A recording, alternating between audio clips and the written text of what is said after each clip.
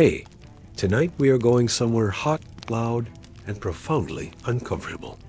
A place where the air sticks to your skin, the ground explodes if you step wrong, and the people around you might not come back from lunch. We are going to Vietnam, not the postcard beaches or travel vlogs.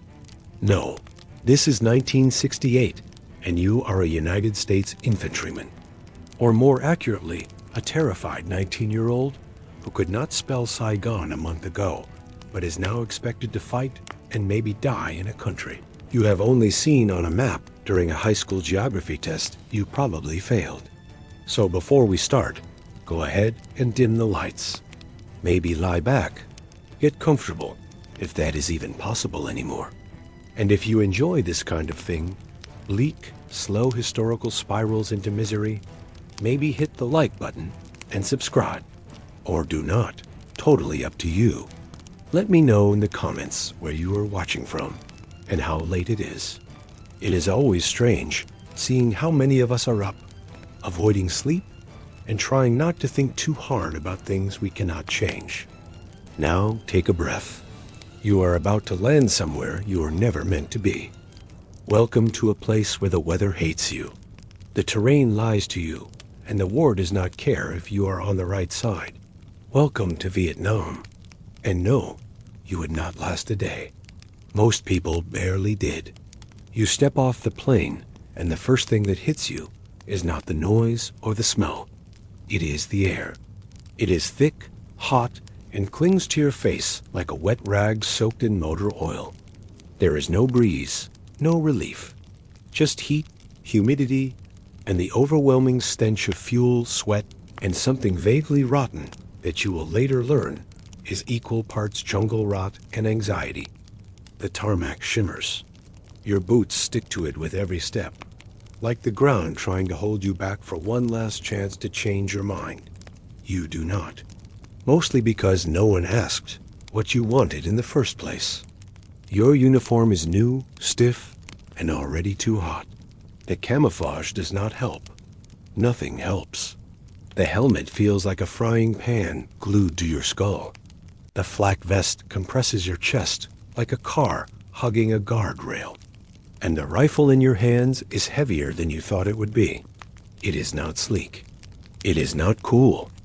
It is just a long, oily thing you are expected to aim and fire and carry through mud, rain, and jungle for the next undefined stretch of your life, or until something goes wrong, which it will. You landed in Tan Sinh Air Base near Saigon. The ride over was quiet. Everyone on the plane pretending not to look scared. No one making eye contact. One man vomited halfway across the Pacific. Another would not stop clutching his dog tags like they were magic. You sat in the middle row window seat. Not that it mattered.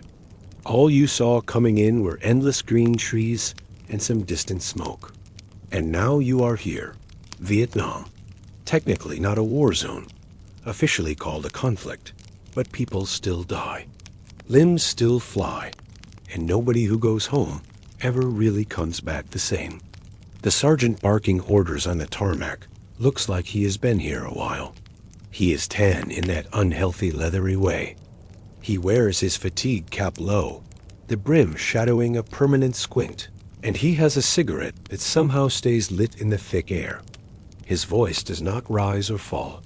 It is flat, dead, like he is not yelling at people anymore, just narrating their inevitable failure. He points. You walk.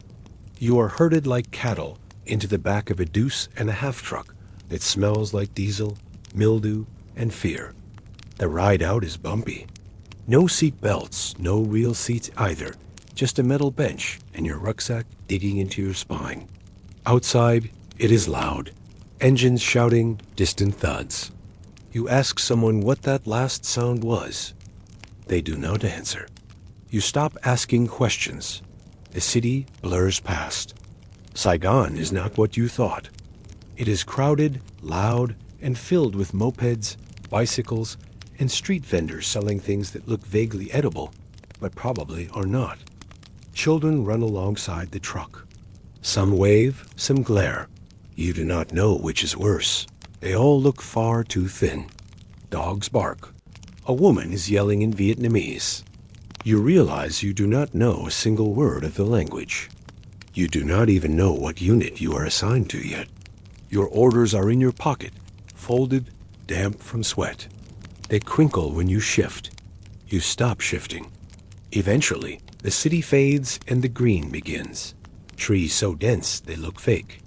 The road turns to dirt, then mud, then something in between that sticks to the tires and splashes up in your face. There is a smell out here that is worse than the airstrip. Not sharp, not rotten, just old. Like the ground itself has been fermenting since the French pulled out and decided this place was not worth it. What you are beginning to suspect was a rare moment of clarity. You pass other trucks. Soldiers wave lazily. Some do not look up at all. One is just sitting there, eyes closed, hands folded like he is waiting for something that never comes. You see someone else being carried on a stretcher, but it is quick, and you tell yourself he just twisted an ankle. You lie to yourself, and it feels strangely comforting. Eventually, you reach the fire base. It is not much. Some sandbags, a few tents, a radio tower that looks like it is held together with rust and wishful thinking. You get out. The ground squelches under your boots. Someone hands you a tin plate and says, "Chow is over there." It is 90 degrees in the shade, and you have not eaten since Guam. You nod, walk toward the mess tent, and immediately regret it. The food is a paste. Technically, it is beef stew, but it is more of a gray sludge with floating oil bubbles. You eat anyway because you are hungry, and you already understand that comfort is a luxury you left back at the recruiting office. You sit on an ammo crate and keep your head down. No one talks much. They are either new like you or too far gone to care. The men who have been here a while are easy to spot. Sunken cheeks, 1,000-yard stares. The way they move like they are trying not to draw attention, even when no one is looking. When night falls, it gets worse. The bugs come out. Not just mosquitoes, though they swarm like smoke, but everything else too. Big beetles, small beetles, things that crawl, things that buzz, things that bite. You have repellent. It does not work. You light a cigarette to keep them off. The smoke helps until someone tells you to put it out. Unless you want to take a bullet from 600 yards by someone who does not care about your haircut or your passport. The heat does not go away at night. It just stops being direct. Now it clings to you like film wrap. You try to sleep on a cot in a tent that smells like mold and gun oil. You do not. You close your eyes, but every sound jerks you back. A twig snapping, a dog barking, someone muttering in their sleep, then the distant thump again. Not close, not far. Just enough to keep your heart rate above resting. You stare at the ceiling and realize it is not a ceiling, just a sheet of canvas. If someone shot from above, you would be dead before you heard it. You try not to think about that. You try not to think about anything, but the bugs do not care. They crawl into your socks, up your sleeves, across your face. You flinch. You swat. You try to stay still. It is a losing battle. At some point, you doze. You wake up sweating, covered in bites. Your neck is sore from sleeping wrong. Your back feels like it aged 40 years overnight. You are not rested, just more tired in a different way. You get up when someone shouts your name. Time to report, ear up, move out. You barely remember where you are, let alone where you are going. You clean your rifle, even though it was already clean. You load magazines, you check your canteen. Half full, warm water. Tastes like old metal. You drink it anyway. You will sweat it out in 10 minutes. Your flak jacket feels heavier than yesterday. You think about leaving it behind, but someone tells you about a man who took it off and caught a shard of shrapnel through his spine. He does not walk anymore. You keep it on. You are assigned to a patrol. You do not know the area. You are given a map, that does not match the terrain. The sergeant tells you that is normal. The jungle changes. You wonder how that is possible. Then you realize it does not matter. You are not in charge. You just follow, walk, listen, and hope. The boots they gave you do not fit right. Blisters are already forming. You wrap your feet in duct tape like someone told you, like it is a trick passed down from suffering to suffering. It does not help. The mud gets in anyway. Thick, dark, like tar with a grudge. It pulls at your feet, sucks at your ankles. Every step is a fight. You step over roots, duck under branches, and swat at flies that will not leave you alone. And still somehow you feel exposed, like the trees are watching, like something knows you are here. The man next to you coughs. Someone hisses at him to be quiet. Another man lights a cigarette anyway. The sergeant does not stop him. He just sighs. You all keep moving. One slow dragging foot in front of the other. Sweating, itching, not talking. Just breathing in the steam of your own doubt. You stop. The point man raises a fist. Everyone freezes. No sound. Just the buzz of insects and the soft drip of sweat from your chin onto the muzzle of your rifle. You wait 10 seconds. Maybe 20. Then a nod. Keep going. You never find out what he saw. Maybe nothing. Maybe a tripwire. Maybe someone watching just out of sight. Finger on the trigger, waiting for the dumbest one to step. You do not want to be that man. At noon, you eat from a can. Beans and meat. Cold, greasy, and tastes like salt and sadness. You wash it down with more warm water. Flies land on your arm. You do not bother swatting them anymore. You gave up an hour or two ago. You think about home and stop. Too dangerous. Thinking about home is like reaching for a rope that is not there. You miss, you fall, and nobody catches you. Later, a man in your squad tells you not to drink from the river, even if your canteen runs out. Something about dead animals upstream. You nod. Make a note. Keep walking. There are still hours left in the day, still miles to go, still chances to make a mistake and never come back. And this is just your first full day in country. It does not get easier. You just run out of new ways to hate it. You did not choose this. Not really. The envelope chose you. It came in the mail on a Tuesday. You barely remember.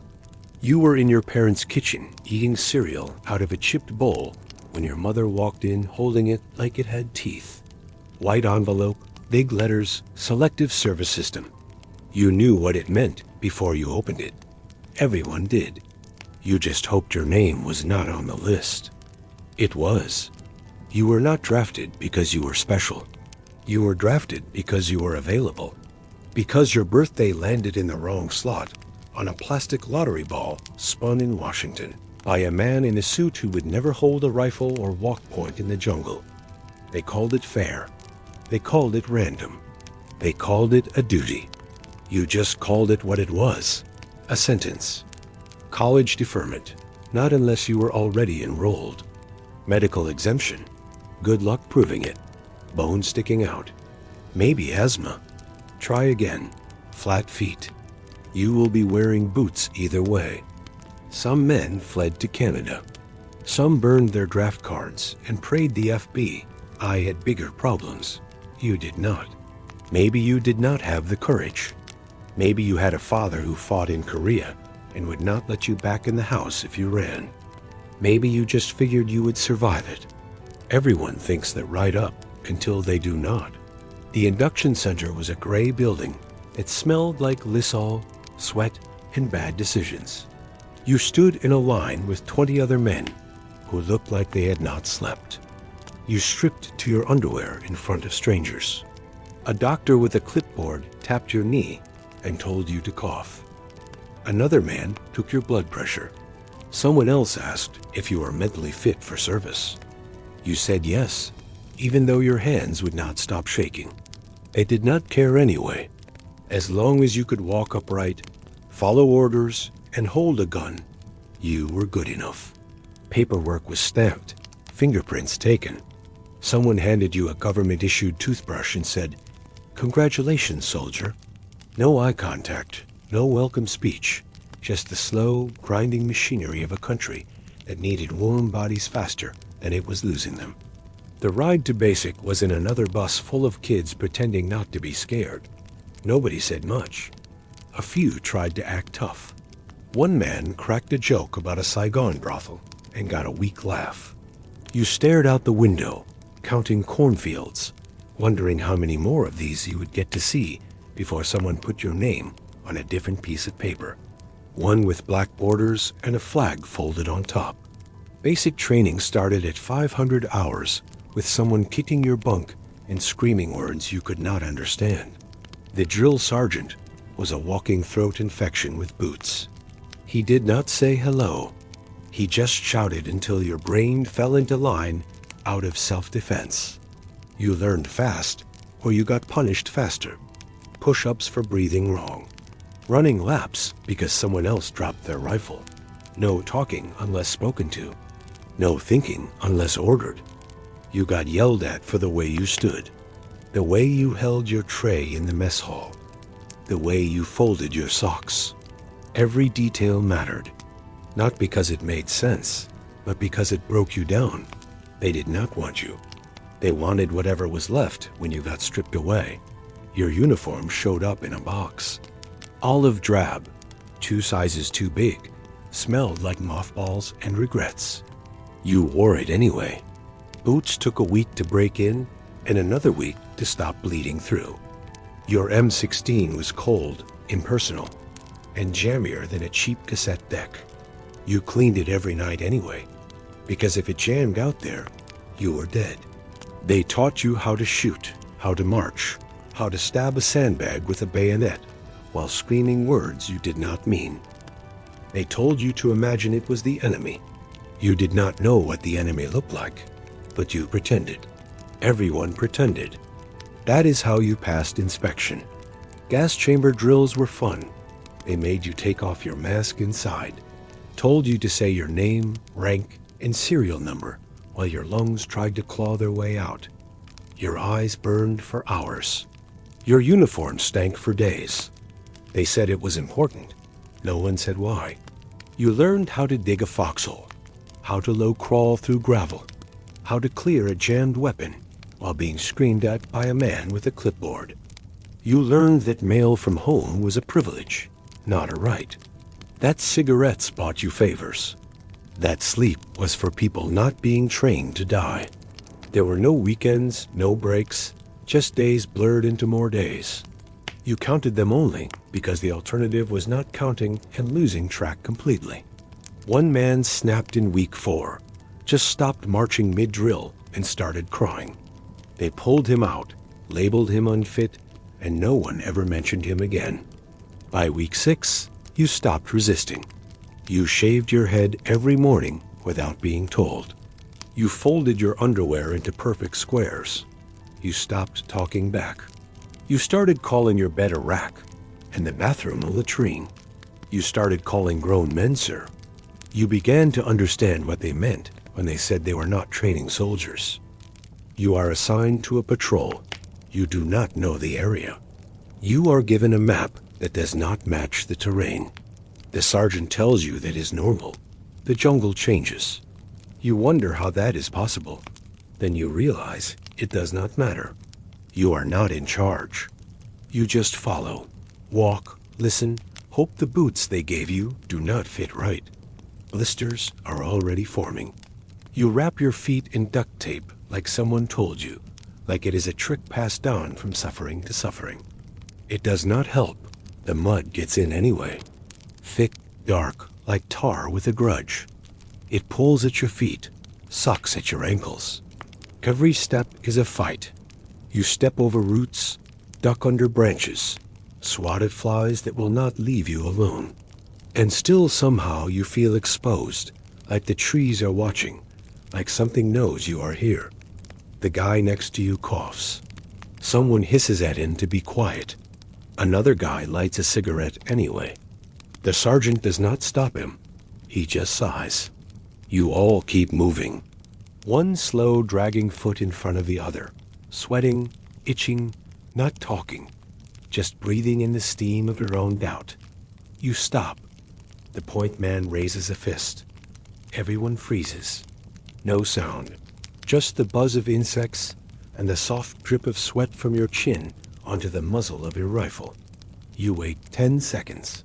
20? Then a nod. Keep going. You never find out what he saw. Maybe nothing. Maybe a tripwire. Maybe someone watching just out of sight, finger on the trigger, waiting for the dumbest one to step. You do not want to be that guy. At noon, you eat from a can. Beans and meat. Cold, greasy.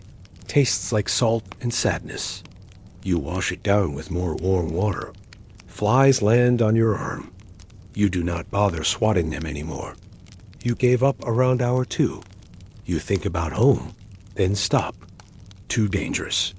Thinking about home is like reaching for a rope that is not there. You miss, you fall, and nobody catches you. Later, a guy in your squad tells you not to drink from the river, even if your canteen runs out. Something about dead animals upstream. You nod. Make a note. Keep walking. There are still hours left in the day, still miles to go, still chances to make a mistake and never come back. And this is just your first full day in country. It does not get easier. You just run out of new ways to hate it. You did not choose this. Not really. The envelope chose you. It came in the mail on a Tuesday. You barely remember. You were in your parents' kitchen eating cereal out of a chipped bowl when your mother walked in holding it like it had teeth. White envelope, big letters, selective service system. You knew what it meant before you opened it. Everyone did. You just hoped your name was not on the list. It was? You were not drafted because you were special. You were drafted because you were available. Because your birthday landed in the wrong slot on a plastic lottery ball spun in Washington by a man in a suit who would never hold a rifle or walk point in the jungle. They called it fair. They called it random. They called it a duty. You just called it what it was. A sentence. College deferment? Not unless you were already enrolled. Medical exemption? Good luck proving it. Bone sticking out, maybe. Asthma? Try again? Flat feet? You would be wearing boots either way. Some guys fled to Canada. Some burned their draft cards and prayed the FB I had bigger problems. You did not. Maybe you did not have the guts. Maybe you had a father who fought in Korea and would not let you back in the house if you ran. Maybe you just figured you would survive it. Everyone thinks they're right up until they do not. The induction center was a gray building that smelled like Lysol, sweat, and bad decisions. You stood in a line with 20 other guys who looked like they had not slept.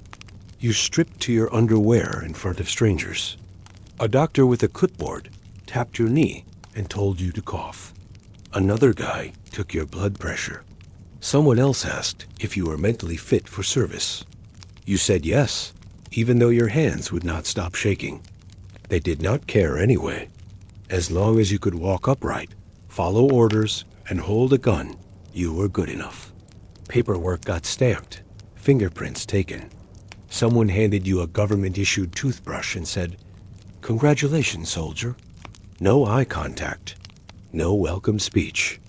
Just the slow, grinding machinery of a country that needed warm bodies faster than it was losing them. The ride to basic was in another bus, full of kids pretending not to be scared. Nobody said much. A few tried to act tough. One guy cracked a joke about a Saigon brothel and got a weak laugh. You stared out the window, counting cornfields, wondering how many more of these you would get to see before someone put your name on a different piece of paper, one with black borders and a flag folded on top. Basic training started at 5 in the morning with someone kicking your bunk and screaming words you could not understand. The drill sergeant was a walking throat infection with boots. He did not say hello. He just shouted until your brain fell into line out of self-defense. You learned fast, or you got punished faster. Push-ups for breathing wrong. Running laps because someone else dropped their rifle. No talking unless spoken to.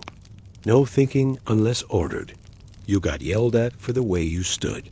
The way you held your tray in the mess hall. The way you folded your socks. Every detail mattered. Not because it made sense, but because it broke you down. They did not want you. They wanted whatever was left when you got stripped away. Your uniform showed up in a box. Olive drab, 2 sizes too big, smelled like mothballs and regrets. You wore it anyway. Boots took a week to break in and another week to stop bleeding through. Your M16 was cold, impersonal, and jammed more often than a cheap cassette deck. You cleaned it every night anyway, because if it jammed out there, you were dead. They taught you how to shoot, how to march, how to stab a sandbag with a bayonet while screaming words you did not mean. They told you to imagine it was the enemy. You did not know what the enemy looked like, but you pretended. Everyone pretended. That is how you passed inspection. Gas chamber drills were fun. They made you take off your mask inside. Told you to say your name, rank, and serial number while your lungs tried to claw their way out. Your eyes burned for hours. Your uniform stank for days. They said it was important. No one said why.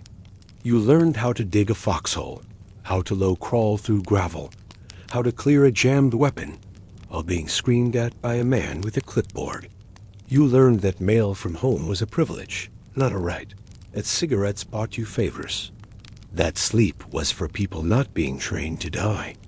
There were no weekends, no breaks, just days blurred into more days. You counted them only because the alternative was not counting and losing track completely. One guy snapped in week 4, just stopped marching mid-drill and started crying. They pulled him out, labeled him unfit, and no one ever mentioned him again. By week 6, you stopped resisting. You shaved your head every morning without being told. You folded your underwear into perfect squares. You stopped talking back. You started calling your bed a rack and the bathroom a latrine. You started calling grown men sir. You began to understand what they meant when they said they were not training soldiers. They were building weapons.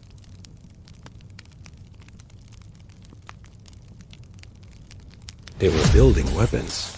The last week was field exercises, simulated combat, real exhaustion. You went days without sleep, carried a pack so heavy it made your spine curve, ate cold rations in the rain, dug fighting positions in soil that fought back. They fired blanks over your head while you crawled through mud. You became good at pretending it was not terrifying. You became better at ignoring pain. Blisters became calluses. Bruises turned yellow and then disappeared. Your hearing started ringing after live fire drills, and it never really stopped. You learned to sleep anywhere, on rocks, on trucks, on concrete. You learned to keep one eye half open, even when nothing was happening. Graduation came with zero celebration. You stood in formation while some officer gave a speech about duty, honor, and sacrifice. You did not hear most of it. You were staring at the orders in your hand. Deployment in 2 weeks. Vietnam. You went home briefly before shipping out. Your parents threw a cookout like it was summer camp. Your father told war stories from Korea. Your mother made a pie and kept pretending her hands were not shaking. Your girlfriend cried in the car. You said you would write. She said she would wait. You both knew that was not true. You packed in silence, folded your uniforms, cleaned your boots, labeled your duffel like it mattered. You spent the last night staring at your bedroom ceiling, trying to remember what peace felt like. It already felt like another life. The bus to the airbase was full of others like you. Shaved heads, blank stares, dog tags clinking like keys to a door you did not want to open. You stepped onto the tarmac, squinting at the C-130 transport like it might swallow you whole. It did. The seats were hard. The air inside was colder than outside. A medic passed out motion sickness pills and earplugs. Someone behind you threw up halfway over the Pacific. The guy across from you kept fingering his Bible like it was a secret weapon. You closed your eyes and pretended you were somewhere else. The flight lasted forever. The engine noise was a constant drone, like a wasp in your ear. You did not talk. You did not sleep. You just waited. Somewhere over the ocean, it hit you. This was not a movie. There was no soundtrack, no slow motion, just you. A uniform, a weapon, and a one-way ticket to the worst year of your life.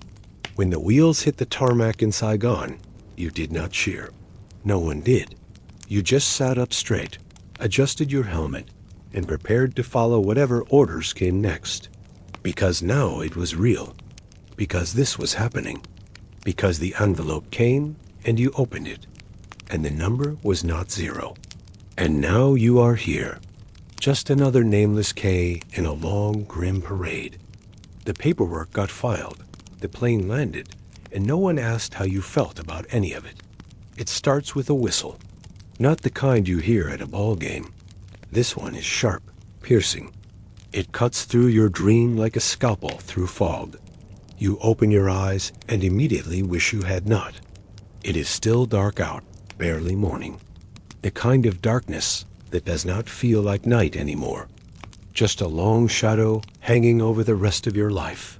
Then comes the voice. Loud, hoarse. No pleasantries. No introduction. Just profanity and a volume that suggests the man yelling has long since ruptured something in his throat and does not care. He is banging on the metal frame of your bunk with a baton because apparently sleep is a privilege you have not earned. The yelling continues. Everyone is already moving. You swing your legs off the side and immediately land in someone else's boots. It does not matter. They are close enough.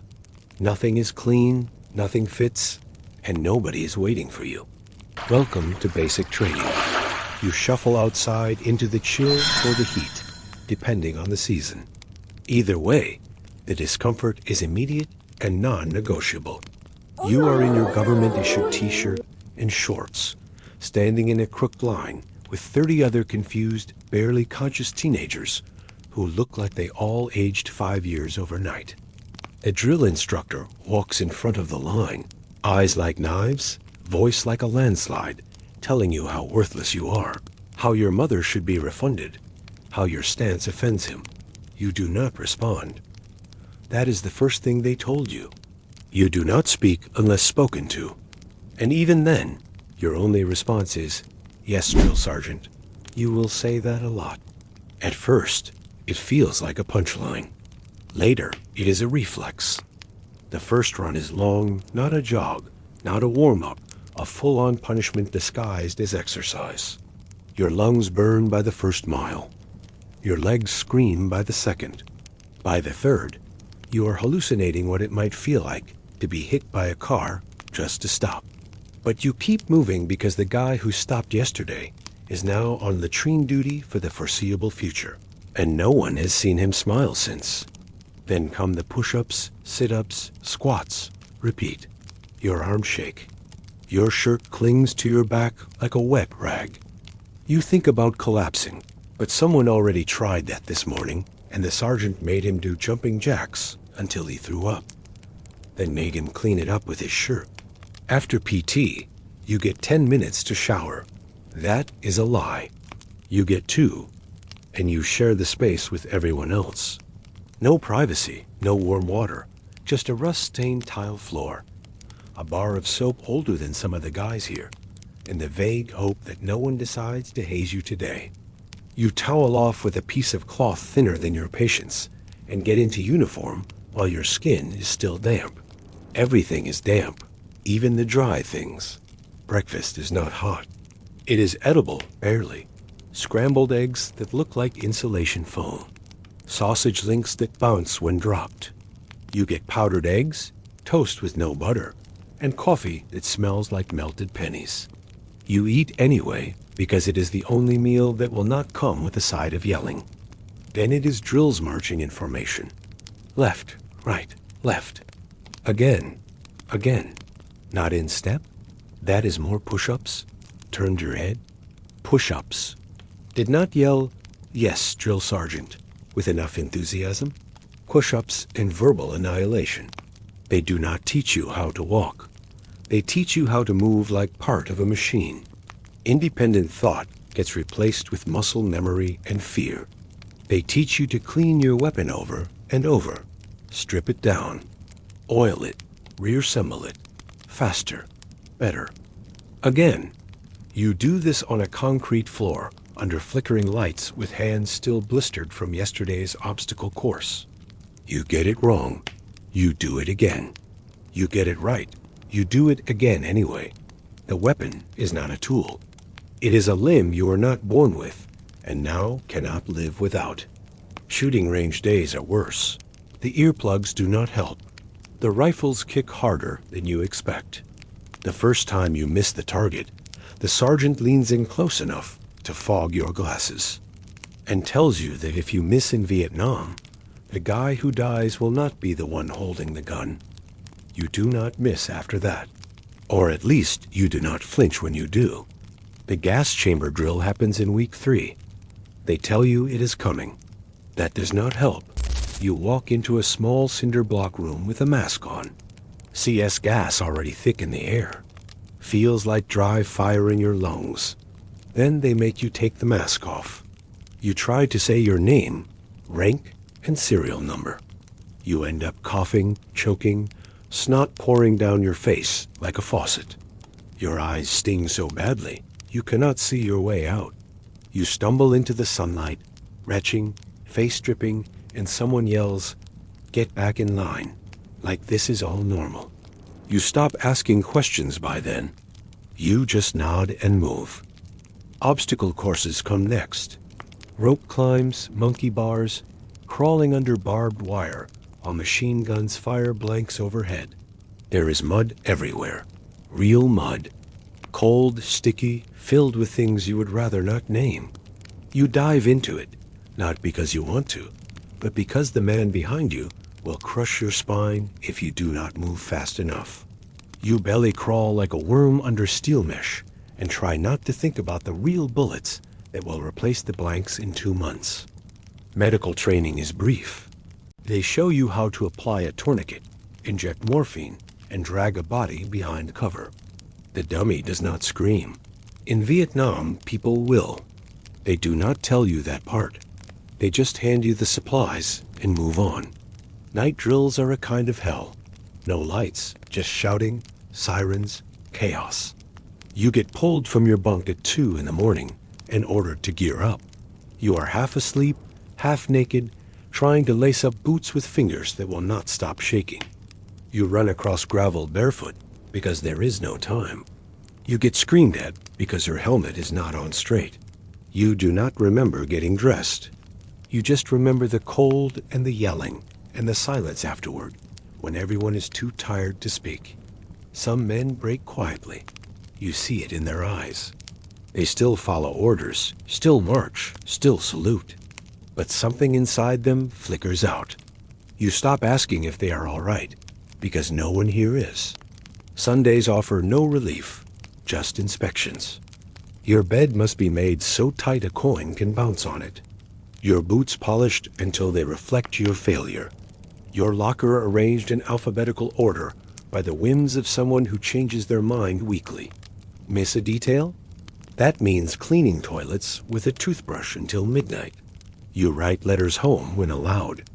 They never say what you want them to, just that you are alive, that training is hard, that you are learning a lot. You leave out the part about crying into your pillow the first week, about the kid in your unit who sleeps with a picture of his dog under his pillow because it is the only thing that still feels real. Graduation is not a celebration. It is a shift change. You get your orders, your new patches, and a plane ticket. The men who made it through stand in formation while an officer recites something about honor and service. You do not hear it. You are staring at the patch on your sleeve, the one that means you are officially infantry now, the one that means you are going to Vietnam. You board the bus without saying much.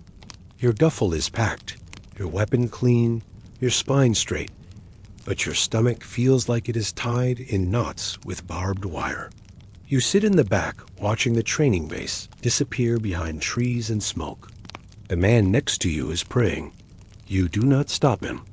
Everyone has their thing. And then you realize this was the easy part.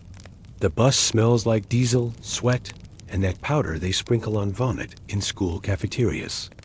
You are not sick yet, but you feel it behind your ribs. That slow creeping squeeze in your chest that tells you you are about to leave everything behind and you cannot do a thing about it. The base fades into the rear view. The trees blur past.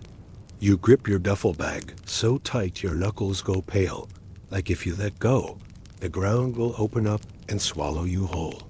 Nobody talks. Nobody jokes. The guy next to you tries to light a cigarette and drops it twice. His hands are shaking so badly, it takes 3 matches to get it lit. You glance over. He catches your eye, smiles without teeth, and mutters something that might be, "First time." You nod. He does not say anything else. He does not need to. You arrive at the airfield just before sunrise. The sky is pink and purple, like it is mocking you with a postcard moment. A row of C-130s waits on the tarmac. Hulking gray beasts that look like flying barns. One is already roaring to life. You hear the engines before you see the propellers. That low vibrating growl settles in your spine and stays there. You are herded into a line single file like cattle. A sergeant hands out packets, orders, deployment info, emergency contact sheets you signed weeks ago and forgot about. Now they matter. He gives you one last look. Does not say good luck. Does not say stay safe. Just says move. You climb the metal stairs into the belly of the plane. No windows, no carpet, just exposed bolts, metal ribs, red cargo netting for seats. You shove your bag under your knees and buckle into a harness that feels like it is designed to remind you that you are not going anywhere. The engines scream. You do not talk. Nobody does. Helmets rest in laps. Rifles upright between knees.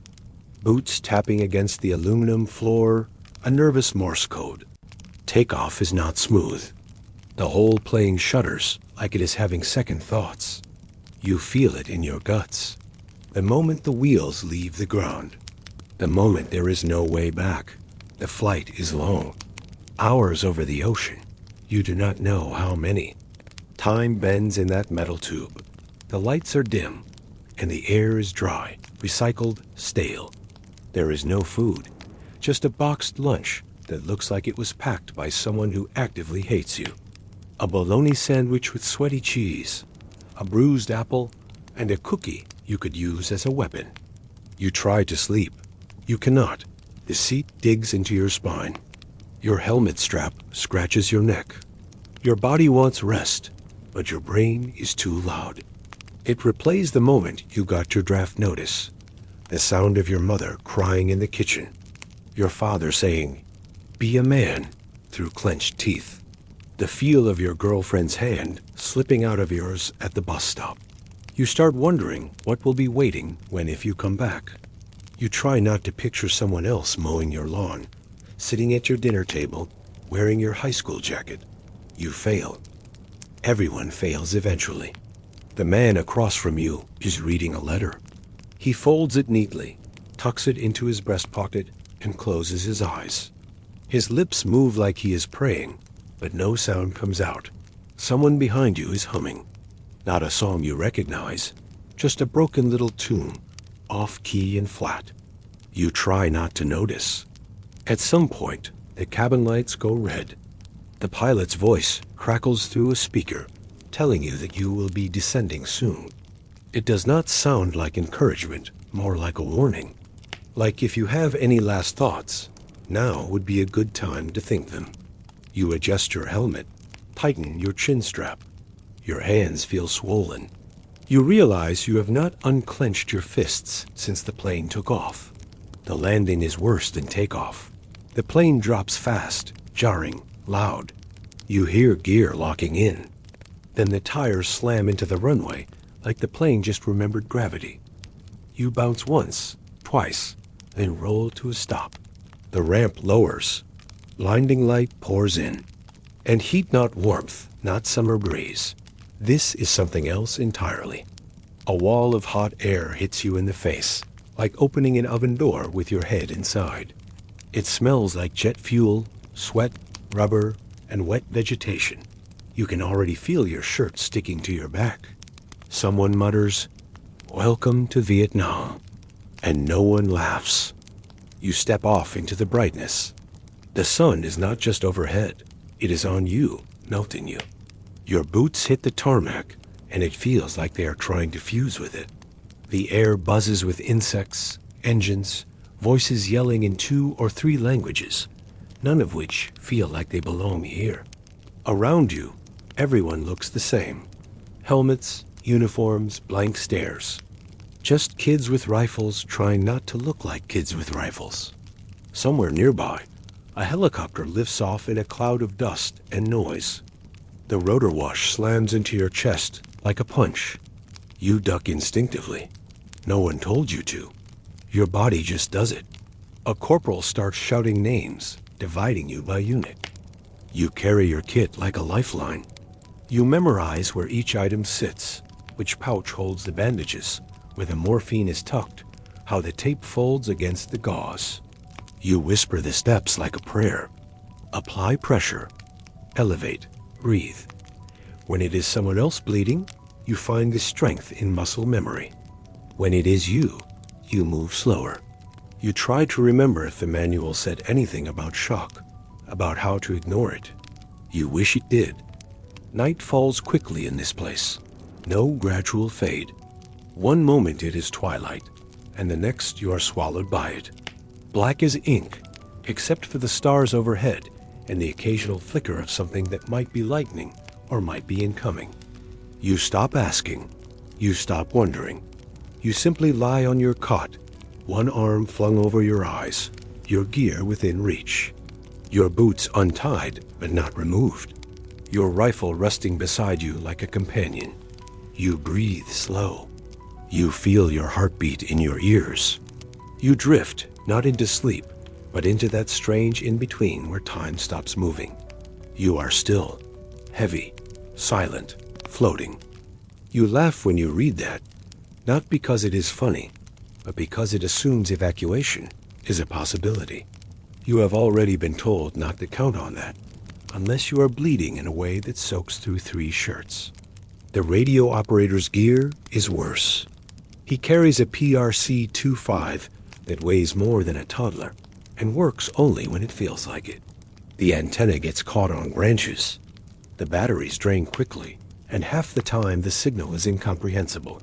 You pray you never have to carry it, but you will. You are told to keep your rifle dry. In Vietnam, that is a myth. The moment you step outside the wire, it is wet. The moment you clean it, it is dirty again. The cleaning rod lives in your web gear now because you will need it often. You dream about it.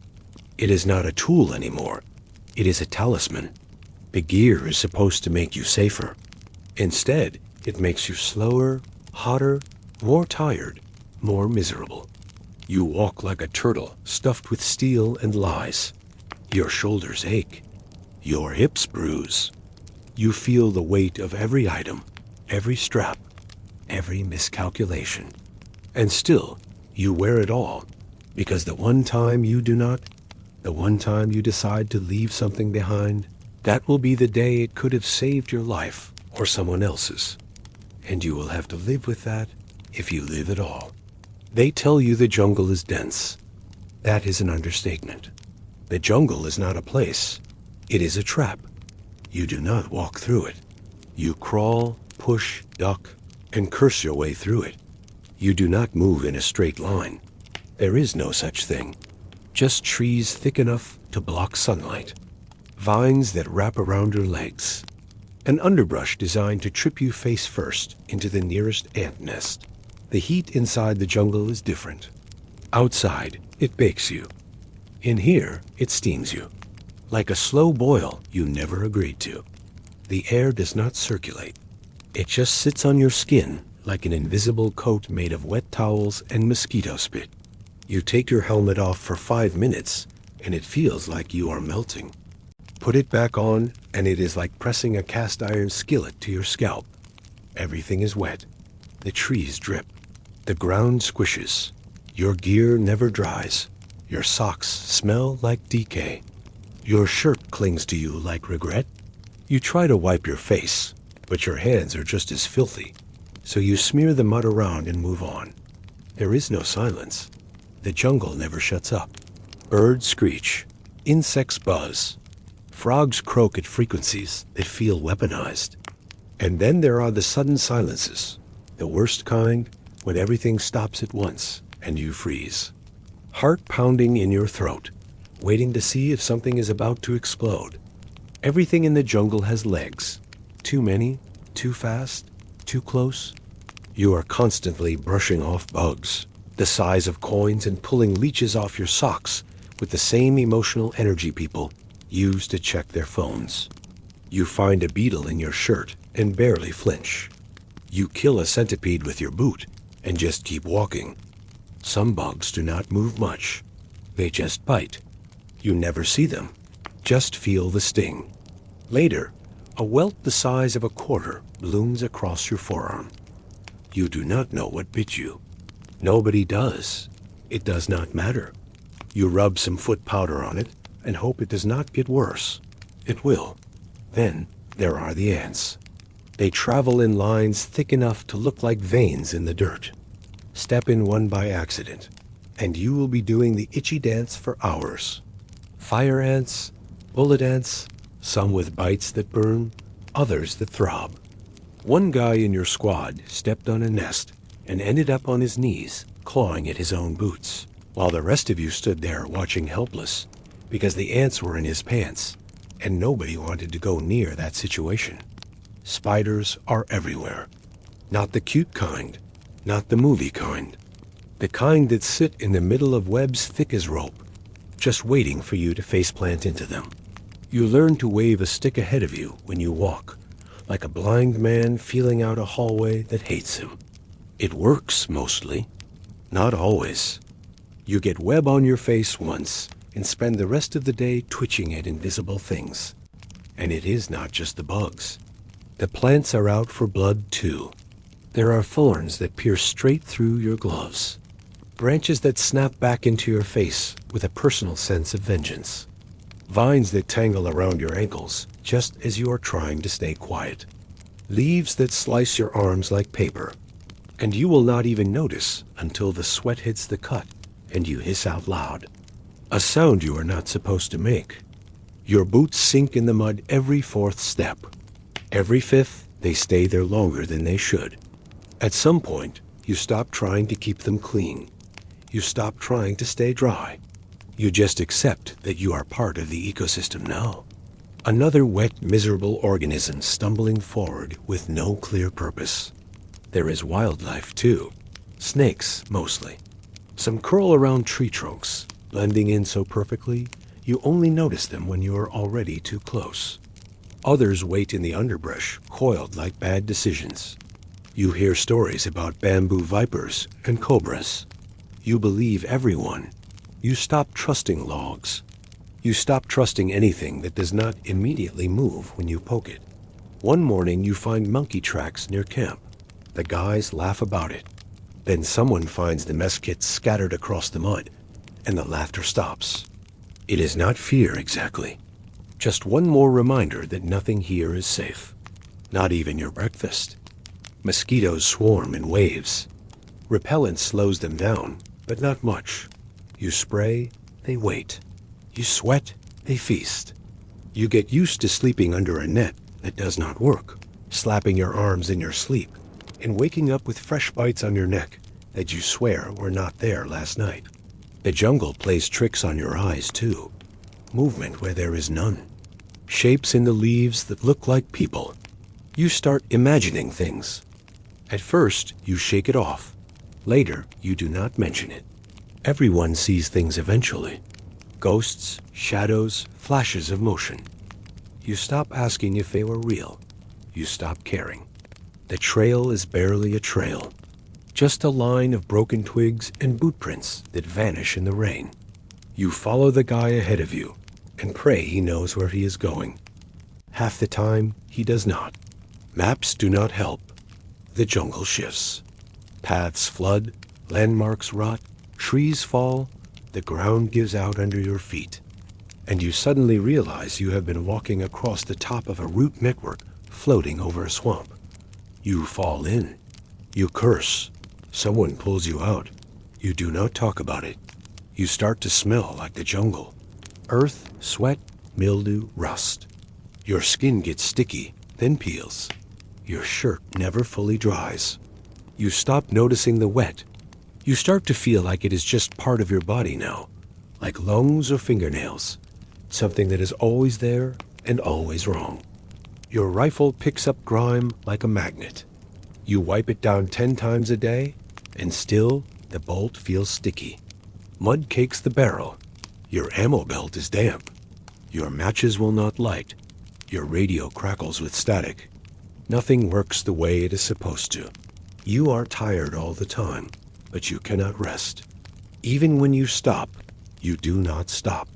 You crouch behind trees, eyes wide, ears straining.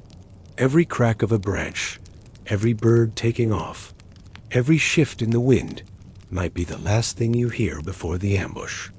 Because under all of it, the heat, the bugs, the stink, there is the real problem. The jungle is not just alive. It is hiding people, armed people, patient people, people who know this terrain like you know your hometown. They have been here longer. They know the trails. They know the traps.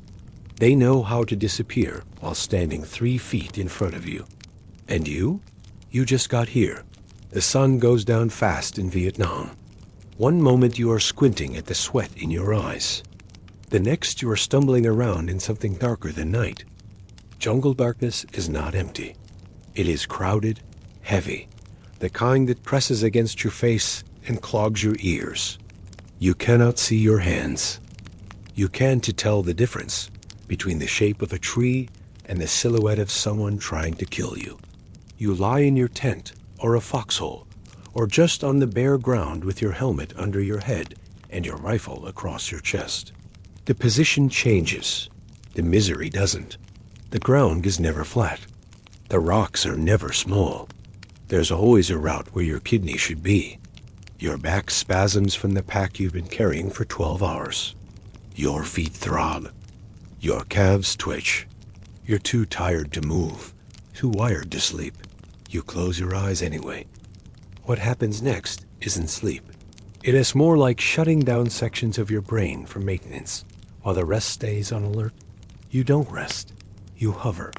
You drift just deep enough to forget where you are until something pulls you back up. A twig snapping, a cough, a whisper, the sound of something stepping when nothing should be stepping. You sleep in shifts 2 hours, maybe 3 if someone forgets to wake you. The watch schedule is written in pencil on a soggy sheet of paper pinned to the inside of a ration box. Half the time it's wrong. Someone's always late. Someone always forgets who's next. If they forget to wake you, you wake up angry. If they wake you, you wish they hadn't. You pull guard duty in the black. You sit behind a sandbag wall or in a slit trench, holding your rifle and trying to keep your eyes open. Everything looks like movement. Trees sway, shadows crawl, and bugs do their best to get into every orifice you haven't duct taped shut. You slap your neck for the 50th time and whisper a curse into the void. You're not supposed to smoke during watch. The cherry gives you away, but you do it anyway. Everyone does. It's the only thing that keeps you awake. You cup your hands around the flame like that will save you from a sniper 300 meters out with a scope and patience. The match flares, then dies. The jungle watches. You listen. The mosquitoes are worse at night. Somehow they hunt by heat, by breath, by spite. You wrap your face in a scarf, wear your poncho like armor, Tuck your pants into your socks and still get bitten. You run out of calamine. You scratch through fabric. You bleed. You stop caring. Sometimes it rains. Not regular rain, biblical rain. It hammers the canopy, pounds the earth, floods your sleeping hole until your toes prune and your pack floats. You sleep sitting up, hugging your rifle, chin on your knees, water soaking your collar and dripping down your spine like a faucet you can't turn off. If you're lucky, no one shoots at you during the night. If you're not, everything goes red. A single pop in the distance, then tracers cut the sky open. Flares go up. The jungle lights up like a nightmare disco. You don't know who's firing or where. You just fire back toward the sound and pray you're not aiming at your own guys. Afterward, there's silence. The kind that feels sarcastic. You sit in it, soaked, muddy, breathing hard, pulse pounding, rifle hot. You wait for someone to say something. Nobody does. You go back to your spot, try to sleep again. Good luck with that. Dreams are a problem, too. When they happen, they're weird, not comforting. Disjointed loops of home, high school, your mom's voice, and something wet crawling across your ribs. You wake up with a start, breath caught in your throat, heart jackhammering like you just sprinted through a minefield. You don't talk about it. Nobody does. One guy in your unit wakes up screaming. They give him more watch shifts. He stops screaming. He just doesn't sleep anymore. You try tricks. Sleeping in your socks, out of your socks, rolling up your jacket as a pillow, taking off your flak vest, leaving it on. Nothing works. You try a Tylenol you found at the bottom of your bag. You try whiskey from a flask someone smuggled in. You chew a stick of gum for 2 hours, just to stay conscious on your watch. You doze off once and get smacked awake with the butt of a rifle. You never doze again. You stop measuring time in days. You start counting how many minutes of uninterrupted unconsciousness you get. 4 minutes 6. Once a full 10 before a rat ran over your chest and reminded you that you live in a war zone where even rodents have a sense of humor. The rats are fearless, big, loud, smart. They know where the rations are. They know how to open wrappers. They know when you're too tired to fight. You hear them at night, clawing through your pack, chewing near your head, dragging things off into the dark. You swat at them with a boot. Miss. Go back to pretending you're asleep. Sleep deprivation becomes a second uniform. Your eyes burn. Your vision blurs. You start forgetting things. Whether you cleaned your rifle, whether you drank water, whether that clicking sound in the bushes was real, you catch yourself blinking longer than you should. You shake it off. Your body jerks like it's trying to reboot. When you finally do sleep, you wake up worse groggy, sore, disoriented. It's not rest. It's a temporary coma. You come out of it confused, stiff, angrier than when you went in. Your mouth tastes like rust. Your shirt is wet. Your back is damp. Your gun is still there, which is all that matters. One guy tried sleeping without his boots once. Woke up to find one missing. Took him half a day to find it in the underbrush. The next night, he tied the laces around his wrist. You do the same now. There are no good dreams out here. Just short pauses between loud things. You stop wondering when you'll sleep well again. The idea becomes abstract, like mail delivery or real food. You start calling it rack time instead of sleep, like you're restacking yourself on a shelf and hoping the rats don't knock you over. Some nights are quiet. No rain, no flares, no fire, just the buzz of bugs, the creak of trees, and the slow realization that you're still breathing. Those are the worst because they give you hope. And in Vietnam, hope is a dangerous drug. The first time you open a C ration, you think there's been a mistake. The can is labeled Hammond Limama beans. You pry it open with the dull edge of your bayonet because your P-38 can opener already snapped 2 days ago, and immediately regret everything. It smells like something someone dared a dog to eat. The ham is gray, the beans are green, and the sauce looks like it was filtered through regret. You eat it anyway, slowly, mechanically, because there's nothing else, because you're hungry, because food isn't food anymore. It's fuel, barely. Each ration is a cardboard box that looks like it holds a board game, except what's inside is less fun. One main course, a side, crackers that could stop a bullet, a tiny packet of toilet paper you could sneeze through, a plastic spoon that snaps under pressure, chewing gum, instant coffee, and a dessert that comes in the form of a cold brown disc labeled B1 chocolate. It's harder than your boots and tastes like pencil shavings soaked in chalk dust. You eat that too. The crackers are legendary for their indestructibility. You break them with a rock. You saw one guy use one to hammer in a tent stake. You wouldn't be surprised if the enemy had a few in their bunkers as improvised armor. When you eat them, your jaw clicks in protest. They taste like cardboard, only drier. You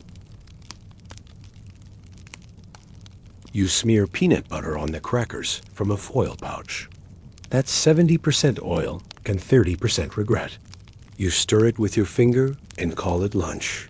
There's a fruit cocktail akin to technically syrupy, slippery pieces of fruit swimming in something that resembles liquid candy corn.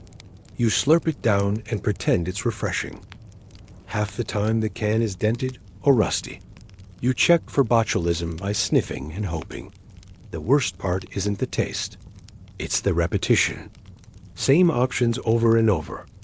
Ham and eggs chopped, turkey loaf, spaghetti and meat sauce that tastes like someone described tomatoes to a guy with a can opener. You dream about fresh food. Then you forget what it tastes like. One guy says he'd kill for a cheeseburger. Another says he'd kill for something that doesn't come out of a can. They might both be serious. You try to get creative. Some guys mix their beans with crackers. Others crush cookies into the pudding can and call it pie. It's not, but the lie helps until someone drops their can in the mud and tries to wash it off with the last of their drinking water. You all pretend it's fine. You eat it anyway. Hot food is rare, unless you're back at a base with a mess tent, which is almost never. It's cold rations in the field. Even then, the heat tabs you use to warm things barely work. They smell like sulfur and despair. You light one under a can, hold it over with your bayonet, and wait 15 minutes for the beans to go from icy to lukewarm. The flame goes out. You eat them half cold. Sometimes you get lucky. Someone from the rear sends a box of Pogie bait comfort snacks, cans of peaches, hard candy, packets of instant lemonade. It's gone in minutes. No sharing, no mercy. First come, first inhaled. Coffee comes in little paper packets. You stir into your canteen cup with tepid water and pretend it's coffee. It's not. It's bitter, weak, and vaguely metallic. You drink it because it keeps your brain from turning off. Add a sugar cube if you're feeling fancy. Stir with the same spoon you used for beans and pudding. Flavor becomes irrelevant. You drink water constantly, but it never feels like enough. The iodine tablets make it taste like chlorine and regret. Someone says to let it sit for half an hour. You don't have half an hour. You drink it, gag, and move on. You eat fast, not because you like it, but because the faster you eat, the less you taste. Meals are silent. No one comments. No one critiques. You sit on your helmet, hunched over your lap, chewing quietly, watching the trees. Always the trees. Every once in a while, someone gets mail from home with cookies inside. They're stale, crumbled, smell like cologne and insulation. They taste like memory. Everyone gets one. You eat it slow. The moment ends too fast. Field hygiene means you eat with dirty hands. Your fingers are covered in mud, gunpowder residue, and bug repellent.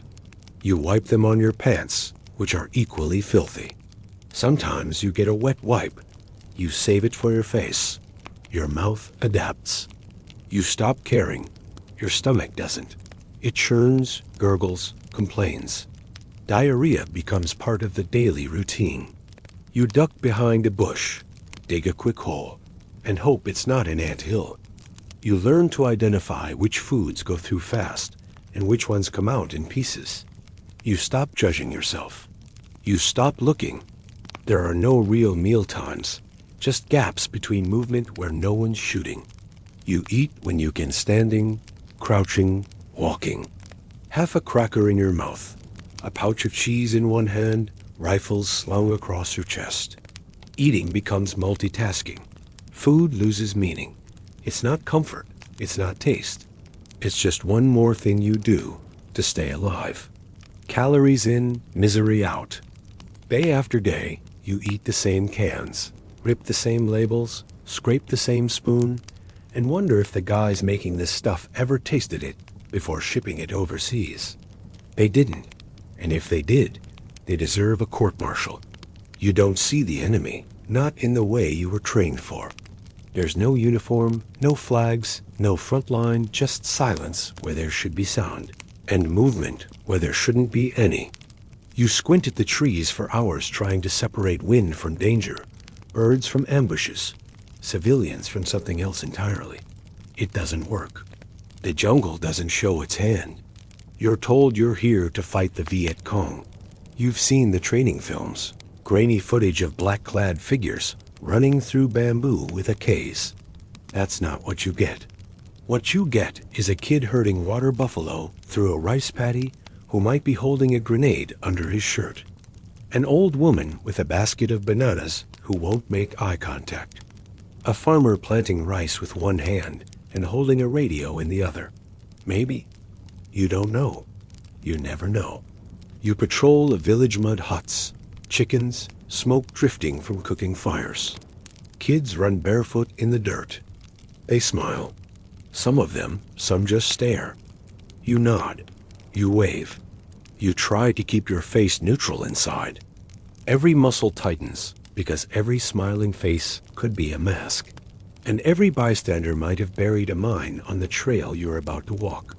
You pass a cart loaded with firewood. The wood's stacked funny. One guy raises his rifle.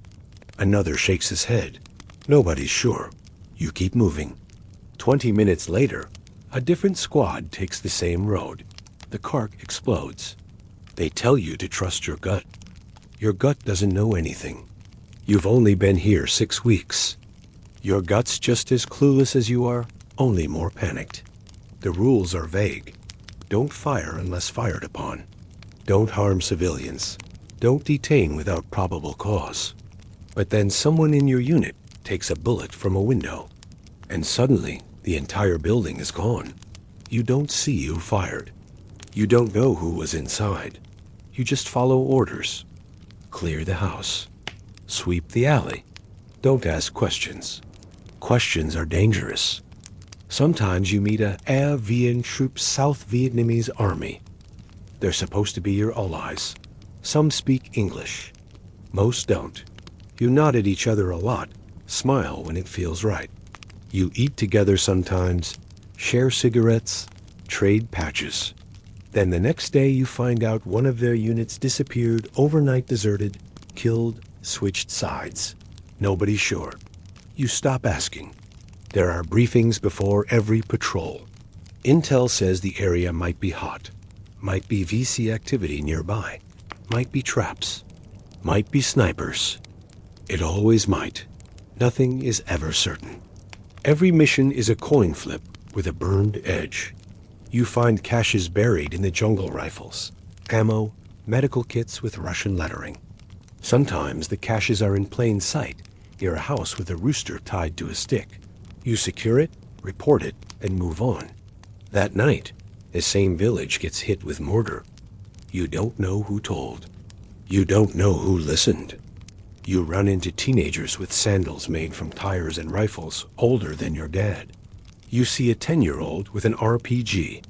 You hear gunshots from the tree line and return fire only to find no bodies, just casings, footprints.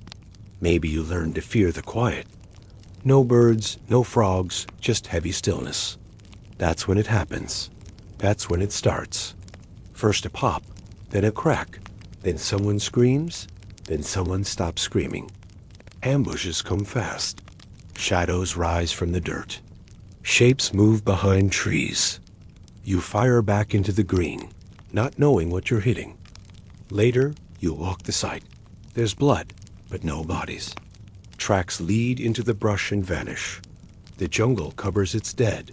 The mines are worse, invisible, buried. You're told to watch for signs: disturbed earth, tripwires, discolored grass, as if the jungle will politely warn you. A guy in your squad steps on one and vanishes from the knees down. You didn't even hear the click. One second he was there, the next you're trying to remember his name while someone screams for a tourniquet. There's no pattern to the attacks. Mortar at midnight, snipers in the morning, a hand grenade tossed from a passing bicycle. You fire back. Nothing returns fire. You sweep the village. Everyone looks innocent. You leave. Someone else gets hit on the way out. Sometimes the enemy wears civilian clothes. Sometimes they wear your uniform. You hear stories about infiltrators dressed as ARVN walking right into base camps with stolen ID tags and fake smiles. You don't know if it's true. You believe it anyway. You believe everything now. You believe nothing. The guy who shares your tent starts sleeping with his boots on. Easier to run, he says. You nod. Then start doing it too. You patrol the same route every few days. They call it recon by fire. You fire into the bush before anyone shoots at you, just in case. You don't ask if anyone's out there. You assume they are. You assume they're watching. You assume they know your name. You stop making eye contact with villagers. You stop waving at kids. You stop talking to the interpreter unless you have to. He's friendly, fluent, quick with a joke. But he's also the only guy not sleeping on the ground with a rifle. You think about that too much. There's graffiti on a latrine wall that says, VC by day, friendly by night. Or maybe it's the other way around. No one erases it. You just read it every time you squat over the hole. You hear about a guy who opened fire on a water buffalo. Thought it was a person. The story changes every time it's told. One version says the buffalo had a bomb strapped to it. Another says it was just a buffalo. Either way, it's dead. That's all anyone agrees on. The radio says the area is pacified. The map says the sector is clear. But your boots say otherwise. Your ears say otherwise. The blood on the leaves says otherwise. And you don't say anything because you don't see the enemy. You just keep hoping they don't see you first. You don't always die in Vietnam because someone aimed at you. Sometimes you just step wrong. Booby traps are the silent partner in this war. They don't fire guns. They don't give speeches. They just wait buried in the dirt, hidden in the trees, tied to a branch, balanced on a wire. You don't know they're there until you hear a click, and if you hear it at all, you've already lost. They teach you in briefings what to watch for: tripwires, unnatural piles of leaves, disturbed dirt, fishing line tied to saplings. But that doesn't help. The jungle is one giant pile of leaves. The dirt is always disturbed. There's fishing line hanging in half the huts for drying clothes. You look, you try, you still miss it. Sometimes it's a grenade rigged under a tin can. You walk past it. The wire yanks, the can tips, the pin pops. By the time your brain connects the sound with the meaning, it's already over. You find yourself flat on your back, ears ringing, lungs burning, unsure whether you're still whole until the pain tells you where you're not. Other times, it's a pressure plate made from bamboo and roofing nails. Stepping on it releases a spring-loaded spike that punches straight through your boot, your foot, your career. You scream or you don't. You're too busy choking on adrenaline, while your squad tries to cut your boot off without taking your toes with it. Punji pits are popular. Simple, effective.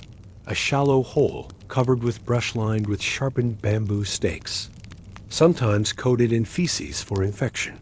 You don't fall far, just far enough to get stuck. The stakes don't kill you instantly. They just pin you down so someone else has to help. And now 2 people are off mission. You're screaming. They're pulling. Someone's applying pressure to your thigh. Someone else is looking at your foot sticking out the side. There's blood, always blood. But it's the quiet that gets you. The instant before the pain, when you realize you're not standing anymore. Tripwire grenades are another classic wire tied between 2 trees chest high. You don't see it.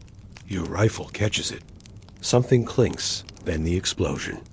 One guy in your unit took shrapnel to the neck that way. He lived, sort of. He doesn't talk much now. Then there are the more creative ones. A mortar round balanced on a tin cup hidden under a rice paddy bridge. A spike trap rigged to swing from a tree when you break a line of reeds. A glass jar filled with gasoline and nails attached to a tripwire near a village trail.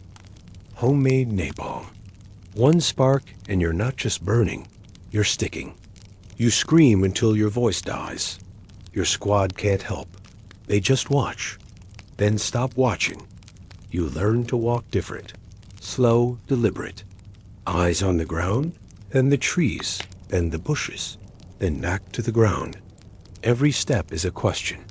You poke things with your rifle. You never trust the obvious path. You walk where someone else just walked. Preferably someone heavier. Preferably not you. The point man has the worst job. He's first in line, first to step, first to die. Everyone rotates, but nobody volunteers.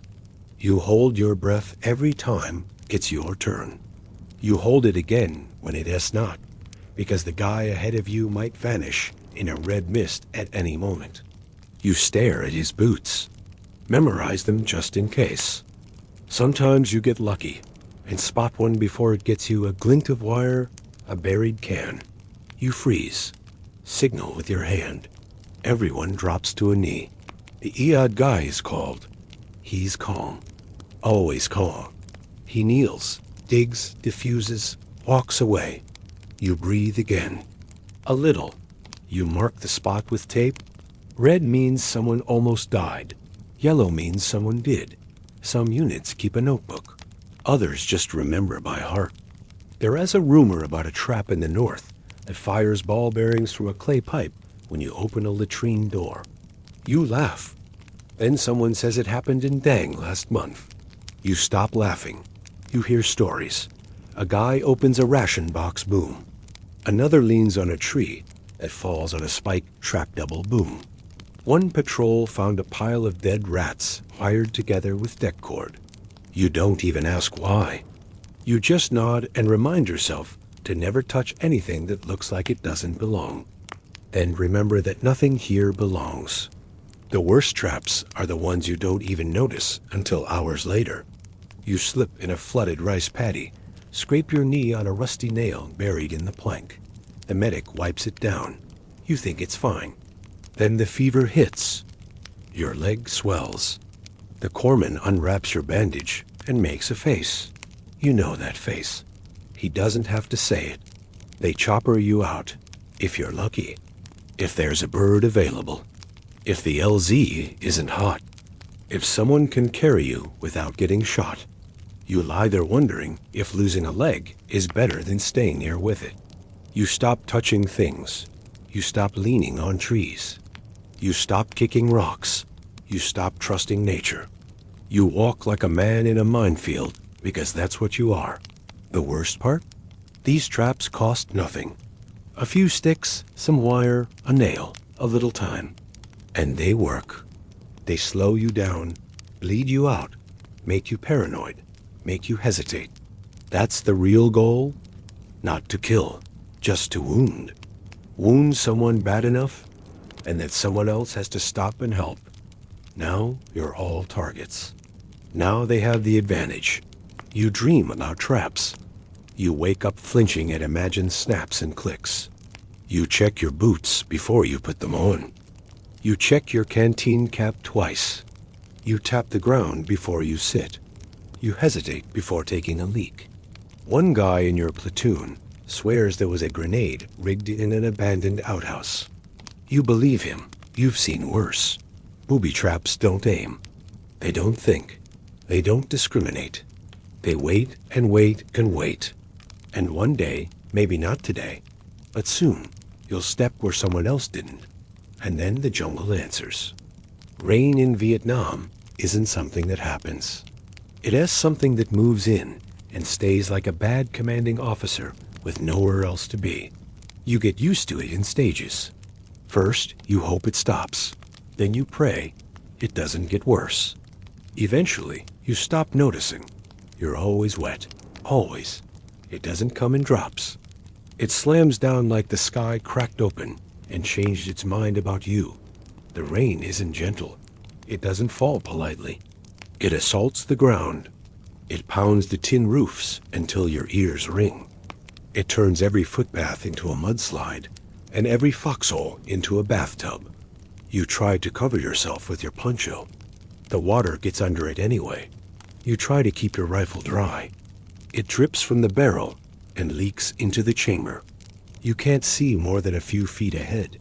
The downpour blurs everything. Vision fogs. Maps melt, radios sputter. Your glasses, if you wear them, fog up from the inside. You take them off and walk blind because the alternative is worse. The guy next to you slips in the mud and nearly takes you down with him. He doesn't curse. No one does. That takes too much energy. Mud is the new terrain. Not dirt, not grass mud. Deep, thick, ankle-grabbing. You pull your boots out with a sickening slurp every step. If you stop too long, the mud tries to keep them. And if it wins, you keep walking without them. Because you're not going back for anything in this sludge. Your socks rot. You change them when you can, which is rarely. Wet socks turn your feet into something between sponge and roadkill. Trench foot creeps in. Pale skin, cracking, bleeding. You tape your feet, powder them, dry them over small fires when no one's shooting. Doesn't help. Nothing helps. You start to wonder what color your toes were supposed to be. Your skin breaks down in places you didn't know had skin. Your thighs chafe from damp fabric. Your back itches constantly. Your armpits sting. You develop a rash you never see, but can always feel. The medic gives you ointment that smells like old mint. You apply it. It washes off in 20 minutes. You stop bothering. Your pack triples in weight. Not because of gear, because it's soaked. Everything is heavier. Your shirt, your pants, your weapon, your soul. The straps dig into your shoulders like they're carving a message. You keep walking. Sleep becomes a joke again. You dig a foxhole and wake up floating. Water pulls around your ankles, then your knees, then your waist. You sit on a ration box and pretend it's dry ground. It isn't. The box leaks. Your butt is soaked. Everything smells like mildew and whatever crawled into your boots last night and died. Rain messes with more than your body. It screws with movement. Helicopters can't fly. Convoys get stuck. Roads turn to clay. Coordinates blow on your map. You try to call in artillery. The radio operator's soaked hands keep slipping on the dial. The numbers come out wrong. The shells land wide. Nobody says anything, but the look in the lieutenant's eyes tells you someone's not going home today. You hear thunder. You think it's incoming fire. You hear incoming fire. You think it's thunder. After a while, you just stop reacting to either. Rain drowns smells. You stop noticing the stench of your own body, but it also amplifies others. Dead things swell in the mud. You catch a whiff of something awful just before your boot sinks into it. You never find out what it was. You don't want to. You wipe it off on a tree and keep walking. The leeches love the rain. They come out in force. You pull one off your calf, and another appears on your neck. They find their way into your waistband, under your collar, between your toes. You feel them squirm. You rip them off. You bleed. Always a little more than you think you should. You can't build fires. The wood is too wet. You try anyway. You fail. You eat cold rations under a poncho that leaks from a new hole every day. You huddle with your squad like wet dogs. Someone's always coughing. Someone's always shivering. Nobody complains out loud anymore. You all just give each other the same look. Not sympathy, recognition. Letters from home arrive smeared and unreadable. The ink runs. The pictures curl. The paper sticks together. You still carry them. You don't know why. Sometimes it rains for an hour. Sometimes it rains for 3 days straight. You don't ask about the forecast. There isn't one. You just look up, squint through the downpour, and wonder if it ever actually stops. Some guys say the rain's not even water, that it's chemicals. Leftover spray from something they dumped on the jungle last month. Agent something. You laugh, then cough, then laugh again. When the sun finally breaks through, you don't celebrate. You squint. You hiss. You realize the heat's worse now, because the humidity just turned the air into soup. Everything steams. Your uniform dries into a crisp salt-lined crust. You peel it off your skin like it's trying to fuse with your body. The break doesn't last. The clouds are already gathering again. You stop hoping for dry. You stop planning for it. You pack everything in plastic, then double wrap it. Then give up when even the inside of your flashlight is wet. You stop looking up when it starts. You just lower your head and keep moving. Rain is part of the war, not an obstacle, not a condition, just another enemy you can't shoot. And it never runs out of ammunition. You thought the worst thing would be the enemy. You were wrong. The worst thing is not knowing where the next bullet comes from. Sometimes it's from across the river. Sometimes it's from behind you. Friendly fire sounds like an accident, like something rare, like something someone apologizes for afterwards. It's not. It's routine. It's part of the landscape. The jungle distorts everything. Vision, sound, judgment.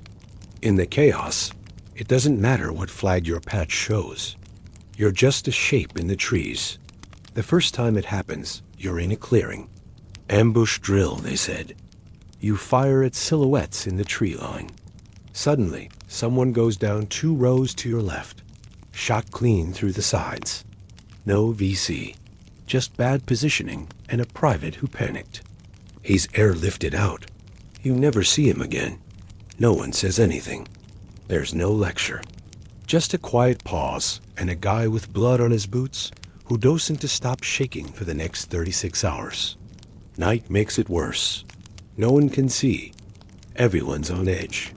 You hear a rustle. You shoot. They shoot. Someone screams. The flare lights up the jungle and reveals 3 U.S. soldiers crawling back toward camp. They're hit. One is dead. No one knows who opened fire first. Doesn't matter. Doesn't change anything. The radio cracks with confusion. Grid references blur. Fire missions get called on the wrong coordinates. Once a squad calls in mortar and forgets to correct for elevation. The rounds land 200 meters short, right on another patrol. 2 dead, 1 critical. You hear about it third hand while cleaning your rifle. Nobody uses the word accident. They just say blue on blue and change the subject. The guys calling the shots, they're not much better. Your CO is a captain who looks good on paper and bad in the field. His clean-shaven face always smells like cologne, and he carries his rifle like it is going to smudge his boots.